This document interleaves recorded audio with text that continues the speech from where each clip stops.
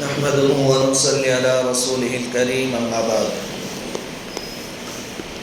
أعوذ بالله من الشيطان الرجيم بسم الله الرحمن الرحيم يا أيها الذين آمنوا كتب عليكم الصيام كما كتب على الذين من قبلكم لعلكم تتقون أياما معدودات صدق الله العظيم. بزرگوں اور پیارے بھائیوں، اللہ رب العزت کے فضل و کرم سے ہم لوگ رمضان کے بابرکت مہینے میں داخل ہو چکے. اس مہینے کا بڑا عمل دن میں روزے رکھنا ہے. اللہ تعالیٰ نے رمضان کے روزوں کو فرض قرار دیا ہے. اب جب کہ ہم روزے رکھنا شروع کر چکے تو روزے رکھوا کر ہم سے کیا چاہا جاتا ہے اس کا استحضار اور دھیان بہت ضروری ہے. آدمی کا ہر کام کے پیچھے کوئی نہ کوئی مقصد ہوتا ہے، تو روزے سے ہم سے کیا مقصد ہے، ہم سے کیا چاہا جاتا ہے، وہ بھی ہمارے سامنے رہنا چاہیے. تو روزے سے مقصد کیا ہے وہ بھی اللہ تعالیٰ نے بیان فرما دیا، لعلکم تتقون، تاکہ تم متقی اور پرہیزگار بن جاؤ، تقوی آ جائے تمہارے اندر. تقوی کی ایک تعریف اور ڈیفینیشن یہ ہے کہ آدمی کا کوئی بھی کام شریعت کے حکم کے خلاف نہ ہو. کوئی بھی کام شریعت کے خلاف نہ ہو. 100% اپنے آپ کو شریعت کے تابع کرو.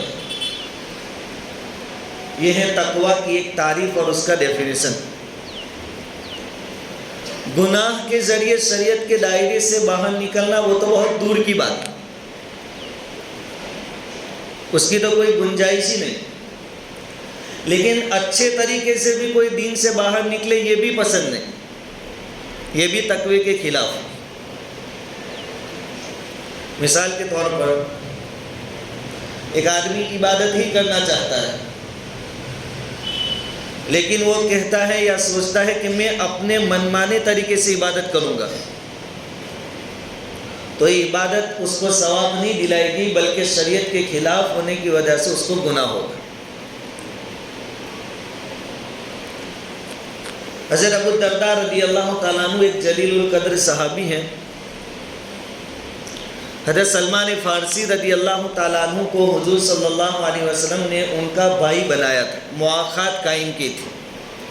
چونکہ سلمان فارس سے آنے والے ہیں، ان کا کوئی ٹھکانہ نہیں تھا، تو حضور نے 2-2 3-3 کی جماعتیں بنا دی تھی، بھائی چارہ قائم کیا تھا. حضرت ابو الدرداء رضی اللہ تعالیٰ عنہ کے ساتھ حضرت سلمان فارسی رضی اللہ تعالیٰ عنہ کا بھائی چارہ قائم کیا گیا تھا. حضرت سلمان فارسی رضی اللہ تعالیٰ عنہ حضرت ابو الدرداء کے گھر میں رہتے تھے، کھانا پینا وہاں ہوتا تھا. اس وقت ابھی پردے کی آیت نازل نہیں ہوئی تھی. تو ایک مرتبہ حضرت سلمان فارسی رضی اللہ تعالیٰ عنہ نے حضرت ابو الدرداء رضی اللہ تعالیٰ عنہ کی بیوی کو دیکھا کہ ان کے کپڑے میلے کچیلے ہیں. حالانکہ عام طور پر جو عورتیں شادی شدہ ہوتی ہے وہ گھروں میں اپنے شوہروں کے سامنے بن سنور کر رہتی ہیں، لیکن ان کے کپڑے میلے کچیلے تھے. حضرت سلمان رضی اللہ تعالیٰ عنہ نے بطور ایک بھائی کے حضرت ابو الدرداء رضی اللہ تعالیٰ عنہ کی بیوی سے پوچھا کہ آپ گھر میں اس پوزیشن میں رہتی ہیں، کپڑے بھی آپ کے میلے کچیلے ہیں. تو حضرت ابو الدرداء رضی اللہ تعالیٰ عنہ کی بیوی نے جواب یہ دیا کہ تمہارے جو بھائی ہیں یعنی ابو الدرداء، ان کو تو دنیا میں کوئی دلچسپی ہی نہیں ہے، وہ تو دن بھر روزے رکھتے ہیں اور رات کو گھر آتے ہیں تو پوری رات عبادت میں مشغول رہتے ہیں. اب یہ دن بھر روزہ رکھنا اور رات بھر عبادت میں مشغول رہنا یہ کوئی گناہ کا کام نہیں ہے، بہت ثواب کا کام ہے. لیکن ان چیزوں کی وجہ سے بیوی کی طرف دھیان زیادہ جاتا نہیں تھا. تو حضرت سلمان فارسی رضی اللہ تعالیٰ عنہ نے کہا کہ میں ان کو سمجھاؤں گا۔ چنانچہ ابو الدرداء رضی اللہ تعالیٰ عنہ جب اپنے گھر آئے، کھانے کا تقاضا تھا، حضرت سلمان فارسی رضی اللہ تعالیٰ عنہ کو کھانا رکھا گیا۔ اب چونکہ مہمان بھی ہے اور مہمان کا حق ہے کہ میزبان ساتھ میں بیٹھ کر کھانا کھائے، اور بھائی بھی بنائے تھے حضور نے، تو ابو الدرداء ساتھ میں بیٹھے ہیں لیکن کھا نہیں رہے۔ حضرت سلمان فارسی رضی اللہ تعالیٰ عنہ نے کہا کہ آپ بھی کھائیے، تو انہوں نے کہا کہ میرا تو روزہ ہے، نفلی روزہ۔ حضرت سلمان فارسی رضی اللہ تعالیٰ عنہ نے کہا کہ دیکھو میں تمہارا بھائی بھی ہوں اور مہمان بھی ہوں، اور مہمان کی وجہ سے نفلی روزہ توڑنے کی اجازت شریعت نے دی ہے، نفلی روزہ، فرض کی بات نہیں، اور بعد میں اس کی ایک قضا رکھنی پڑے گی کہ تم روزہ کھول دو، توڑ دو اور میرے ساتھ کھانا کھا لو۔ اور چونکہ مہمان کی بات ٹالنا نہیں تھا، اس لیے انہوں نے روزہ توڑ دیا۔ اب یہاں روزہ توڑنے سے ان کو گناہ نہیں ہوگا، شریعت نے اجازت دی ہے۔ انہوں نے کھانا کھایا، پھر سونے کا وقت آیا تو حضرت سلمان فارسی رضی اللہ تعالیٰ عنہ کو نیند کا تقاضا تھا، وہ سونا چاہتے تھے، اور ابو الدرداء رضی اللہ تعالیٰ عنہ کھڑے ہو گئے عبادت کے واسطے۔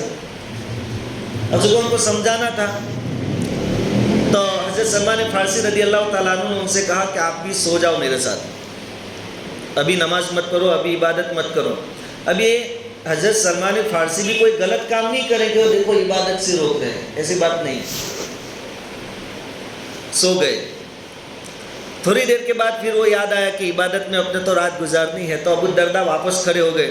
حضرت سلمان نے واپس دیکھ لیا، کہا کہ سو جاؤ، واپس سلا دیا۔ رات کا اکثر حصہ سونے میں گزرا، پھر جب رات کا آخری حصہ شروع ہوا، صبح صادق سے پہلے کا، تب حضرت سلمان فارسی رضی اللہ تعالیٰ عنہ نے ان کو اٹھایا کہ اٹھو اب عبادت میں مشغول ہو جاؤ، تہجد پڑھو۔ دونوں نے تہجد پڑھی۔ پھر نماز سے فارغ ہونے کے بعد حضرت سلمان فارسی رضی اللہ تعالیٰ عنہ نے ابو الدرداء رضی اللہ تعالیٰ عنہ سے کہا کہ دیکھو ولی نفسک علیک حق، تمہاری ذات کا بھی، تمہاری جان کا بھی تم پر کچھ حق ہے۔ ولی ربک علیک حق، تمہارے رب کا، اللہ کا بھی حق ہے۔ ولی زوجک علیک حق، تمہاری بیوی کا بھی تم پر حق ہے۔ اور آگے فرمایا فآتی کل ذی حق حقہ، ہر حق والے کو اس کا حق دو، یہ شریعت ہے۔ پھر دونوں حضرات ساتھ میں حضور صلی اللہ علیہ وسلم کی مجلس میں حاضر ہوئے، حضور کے سامنے پورا واقعہ بیان کیا تو حضور نے فرمایا صدق سلمان، سلمان نے جو کہا وہ سچ کہا، کہ آدمی اپنی ذات کا بھی لحاظ رکھے، خیال رکھے، اب اللہ کا جو حق ہے وہ بھی ادا کرے، بیوی بچوں کے جو حقوق اس کے ذمہ واجب اور ضروری ہے ان کا بھی حق ہے، ان کا بھی خیال رکھے۔ اتنا زیادہ آگے بڑھ جاوے کہ پھر جو حقوق واجب ہے وہ بھی ادا نہ کر سکے، کہا کہ یہ بھی تقویٰ کے خلاف ہے۔ اسی طرح ایک اور صحابی ہیں حضرت عبداللہ بن عمرو بن عاص رضی اللہ تعالیٰ، ان کا بھی معمول دن میں روزہ، رات میں نماز، عبادت۔ حضور صلی اللہ علیہ وسلم نے ان کو بلائے اور کہا کہ تمہارا معمول یہ ہے دن بھر روزہ رکھتے ہو، نفلی کہا، اور رات میں عبادت کہا۔ حضور نے فرمایا کہ تم صرف مہینے میں 3 دن کے روزے رکھو، ہر روز روزہ مت رکھو۔ یہاں حضور روک رہے ہیں تو کوئی غلط کام نہیں کر رہے، حضور سے بڑھ کر شریعت کو کون سمجھا ہے اور کون جانا ہے؟ حضور نے کہا پورا مہینہ روزہ نہیں رکھنا ہے، 3 دن۔ اور چونکہ ان میں جوش تھا، عبادت کا شوق تھا، تو انہوں نے کہا کہ حضور نہیں، روزہ اور زیادہ اجازت دو مجھے۔ حضور نے کہا نہیں 3۔ وہ اور اصرار کریں کہ حضور اور اجازت دے دو روزے۔ حضور نے کہا چلو ٹھیک ہے۔ سب سے بہتر روزہ حضرت داؤد علیہ السلام کا تھا کہ داؤد علیہ السلام ایک دن روزہ رکھتے تھے، دوسرے دن روزے کی چھٹی رکھتے تھے، تیسرے دن پھر روزہ، پھر چوتھے دن چھٹی۔ یہ رمضان کی بات نہیں چل رہی ہے بھائی، نفلی روزوں کی بات چل رہی ہے۔ تو حضرت عبداللہ بن عمرو بن عاص رضی اللہ تعالیٰ عنہ نے اس طریقے سے روزے رکھنا شروع کیا۔ جب بڑھاپے میں پہنچے تب خود اپنی زبان سے کہنے لگے کہ کاش حضور کی جو اجازت مجھے تھی صرف مہینے میں 3 روزوں کی اس کو میں نے قبول کر لیا ہوتا، کیونکہ اب میں بوڑھا ہو گیا، اب 1 دن روزہ اور 1 دن افطار، تیسرے دن روزہ، چوتھے دن افطار، یہ میرے لیے بہت مشکل ہے، کاش کہ میں حضور کی دی ہوئی اجازت کو قبول کر لیتا صلی اللہ علیہ وسلم۔ تو یہ اچھے کاموں میں بھی آپ شریعت کے خلاف نہیں جا سکتے، تو پھر غلط کاموں میں جانے کا تو کوئی مطلب ہی نہیں، کوئی بات ہی نہیں۔ حضور صلی اللہ علیہ وسلم کی زوجہ اور ہماری ماں حضرت زینب رضی اللہ تعالیٰ عنہ، وہ بھی بڑی عبادت گزار تھی، بہت لمبی لمبی نمازیں پڑھتی تھی۔ اب کیا لمبا قیام کریں گے آدمی، لمبے ٹائم تک کھڑا رہے گا تو کبھی کبھی تھک جائے گا، تو انہوں نے ایک رسی بندھوائی تھی، جہاں ان کی عبادت کی جگہ تھی، نماز کی جگہ، وہاں ایک رسی بندھوائی۔ کیوں بندھوائی؟ تاکہ جب کھڑے کھڑے تھک جائے تو تھوڑی دیر رسی کا سہارا لے لے۔ حضور صلی اللہ علیہ وسلم گھر پر تشریف لائے، پوچھا یہ رسی کیسے؟ کہا گیا کہ حضرت زینب رضی اللہ تعالیٰ عنہ نے اس لیے بنوائی ہیں کہ لمبا قیام کرتی ہیں اور کبھی کبھی تھک جاتی ہے، تو سہارا لینے کے واسطے۔ حضور صلی اللہ علیہ وسلم نے فرمایا کہ اس کی کوئی ضرورت نہیں، اپنے آپ کو اتنا مشقت میں ڈالنے کی ضرورت نہیں ہے کہ جس کو خود برداشت نہ کر سکے۔ حضور نے فرمایا کہ تم تھک جاؤ گے، اللہ نہیں تھکے گا، تم تھک جاؤ گے، اس لیے جتنا ہو سکے اتنا کرو، رسی کھول دو۔ اب یہ 3 واقعات جو میں نے بیان کیے، اس کا مقصد یہ ہے کہ یہ تو اچھی چیزیں ہیں، عبادتیں ہیں، اللہ کو راضی کرنے والی باتیں ہیں، اس میں بھی حد سے آگے بڑھنا شریعت نے گوارا نہیں کیا۔ تو پھر دوسری باتوں میں آدمی حد سے آگے بڑھ جائے، شریعت کو چھوڑ کر اپنے منمانے طریقے سے چلے، یہ بالکل تقویٰ کے کیا ہوگا؟ خلاف ہوگا۔ اور علماء فرماتے ہیں کہ دین اپنے شوق کو پورا کرنے کا نام نہیں ہے، دین اپنے ہتھیار شریعت کے سامنے، تقویٰ اپنے شوق کو پورا کرنے کا نام نہیں ہے، بلکہ تقویٰ اور شریعت اور دین نام ہے اپنے آپ کو شریعت کے تابع کر دینا، اپنے ہتھیار ڈال دینا، جس وقت اللہ کا جو حکم ہے اس کو پورا کرنا، جتنی مقدار میں ہے اتنا کرنا۔ کوئی فجر میں کہے کہ آج میں بہت تندرست ہوں اور بہت فریش ہوں، 4 رکعت فرض پڑھوں گا، وہ نہیں چلے گی، 2 رکعت پر سلام ہی پھیرنا پڑے گا اس کو۔ تو شوق پورا کرنے کا نام دین نہیں، اپنے آپ کو تابع کرنے کا نام دین ہے۔ اسلام اس کا نام ہے کہ اپنی گردن شریعت کے سامنے آدمی جھکا دے۔ حضرت اویس کرنی رحمۃ اللہ علیہ، تابعین کے سردار، یہ تھے حضور صلی اللہ علیہ وسلم کے زمانے میں۔ اب جو ایمان کی حالت میں حضور کو اپنی زندگی میں دیکھ لے، حضور کا دیدار جس کو نصیب ہو جاوے، وہ تو کیا بن جاتا ہے؟ صحابی بن جاتا ہے۔ ان کو بھی بہت شوق ہوا۔ آج ہم مدینہ سے اتنے دور ہیں تو بھی ہر مسلمان کی چاہت ہوتی ہے، دعائیں ہوتی ہیں کہ اللہ مکہ اور مدینہ کی زیارت نصیب فرما۔ مدینہ کیوں جانا ہے؟ وہاں تیرا حبیب ہے۔ اویس کرنی کے زمانے میں تو حضور دنیا میں تھے، ابھی تو دنیا سے پردہ فرما گئے، اس وقت تو دنیا میں تھے، تو ان کو کتنا شوق ہوا ہوگا۔ اور وہ تھے پھر سچے مسلمان، ہمارے جیسے تھوڑی تھے، سچے مسلمان تھے، بہت شوق تھا۔ لیکن ان کو مسئلہ کیا تھا؟ ماں کی خدمت کا۔ ان کی ماں کی خدمت کرنے والا ان کے علاوہ کوئی نہیں تھا۔ انہوں نے کسی کے ذریعے حضور صلی اللہ علیہ وسلم کو پیغام بھیجا کہ حضور بہت شوق ہے، بہت جذبہ ہے کہ آپ کی خدمت میں حاضر ہوں، اگر آپ اجازت دیں تو۔ یہاں بھی پہلے شریعت کی اجازت، نکلنی پڑے، بس آپ کے دیدار کے لیے نکلنا تھا، نکل گیا، ایسی بات نہیں، پہلے اجازت۔ لیکن ساتھ میں جو واقعہ تھا وہ بھی لکھا کہ گھر میں مسئلہ ماں کی خدمت کا ہے، اگر میں آپ کی زیارت کے لیے آتا ہوں تو یہاں پرابلم تھوڑا ہو سکتا ہے۔ حضور صلی اللہ علیہ وسلم نے جواب میں ان کو بھجوایا، جواب میں کہلوایا کہ آپ اپنے ماں کی خدمت کرو۔ کتنا بڑا شرف جو حاصل ہونے والا تھا اس سے محروم ہو گئے، صحابی بنتے بنتے رہ گئے۔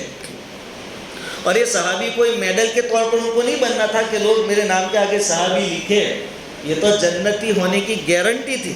رضی اللہ عنہم ورضوا عنہ کا سکہ لگنے والا تھا کہ اگر حضور کی زیارت ہو جائے گی تو میں بھی جنتی ہو جاؤں گا۔ کتنا بڑا مسئلہ تھا۔ کہ کوئی میڈل معمولی اس کا مسئلہ نہیں تھا، لیکن حضور نے کہلا بھیجا کہ آپ اپنی ماں کی خدمت کرو۔ خیر انہوں نے اپنی ماں کی خدمت کو آگے رکھا اور اس کی وجہ سے حضور صلی اللہ علیہ وسلم کی زیارت نہیں کر پائے، صحابی نہیں بن پائے، لیکن انہوں نے حضور کے حکم کو مانا تو اللہ نے کتنا نوازا کہ حضور صلی اللہ علیہ وسلم نے اپنے صحابہ سے کہا تھا، خصوصاً حضرت عمر رضی اللہ تعالیٰ عنہ سے، کہ عمر، یمن میں ایک آدمی رہتا ہے، اس کا نام ہے اویس، اس سے جب تمہاری ملاقات ہو اپنے لیے دعا کروانا۔ عمر تو صحابی ہے اور یہ تابعی ہے، لیکن یہ اعجاز کیسے ملا؟ شریعت کے حکم کو ماننے کی وجہ سے، کہ اللہ کے نبی اپنے صحابی سے کہہ رہے ہیں کہ تابعی سے دعا کروانا۔ یہ ہے شریعت، اپنے آپ کو شریعت کے سامنے جھکا دینا۔ اور قرآن کہتا ہے فَاسْأَلُوا أَهْلَ الذِّكْرِ إِن كُنتُمْ لَا تَعْلَمُونَ، اگر تم کوئی بات نہیں جانتے تو جاننے والوں سے پوچھو کہ کس مسئلے میں ہمیں کیا کرنا ہے۔ تو ہمارا یہ رمضان اس استحضار اور دھیان کے ساتھ جائے کہ یہ صفت اور یہ کمال ہمارے اندر پیدا ہو کہ ہمارا ہر کام شریعت کے تابع ہو کر ہوگا۔ اس کی پریکٹس کرنی ہے اس مہینے۔ یہ نہیں کہ مجھے میرے دل میں جو آیا میں نے کر دیا، اب چاہے شریعت میں اجازت ہو کہ نہ ہو، بلکہ اجازت نہیں ہے لیکن اس کو دین کے نام سے کر دیا تو یہ تو بدعت ہو جائے گی، اور بڑا گناہ ہو جائے۔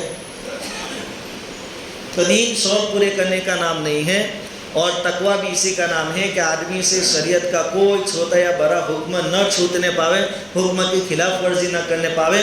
اس کی پریکٹس روزوں میں کروائی جا رہی ہے کہ کھانا پینا اپنے پسینے کی کمائی حلال تھا، لیکن رمضان کے 30 دنوں میں دن میں حلال چیزیں بھی تم پر حرام کر دی گئی تاکہ باقی کے 11 مہینے کم سے کم تم حرام سے بچ سکو۔ اس کی پریکٹس تو روزوں کے ساتھ اس کا دھیان رکھے کہ ہمارے اندر تقویٰ ہو، ہم ہر معاملے میں اپنے ہتھیار شریعت کے سامنے ڈالیں۔ آج دنیا میں ایک بڑا طبقہ مسلمانوں کا شریعت کا توق اپنے گلے سے نکال کے پھینک رہا ہے، اور وہ بھی دین کے نام پر۔ یہ سب یوروپین کلچر، آزادی کا بھوت سوار ہے، اس کا نتیجہ ہے۔ یوں کہتے ہیں میں 21ویں صدی کا مسلمان ہوں، تو 21ویں صدی کے مسلمان میں الگ کیا آتا ہے؟ ناک پیچھے آتی ہے اس کے لیے اسلام نہیں ہے، اس کے لیے شریعت نہیں ہے، سب کے لیے۔ روزے کا خلاصہ اور مقصد کہ آدمی متقی بن جاوے، اور تقوی کا ایک مطلب اور ایک تعریف اور ڈیفینیشن یہ ہے کہ آدمی ہر معاملے کو شریعت کے سامنے پیش کرے، شریعت نے اجازت دی ہو کرے، جتنی لمٹ میں دی ہو اتنا کرے، اور شریعت کے خلاف ہر کام سے بچے۔ اللہ تعالیٰ کہیں سنی باتوں پر کہنے سننے سے زیادہ عمل کی توفیق عطا فرمائے۔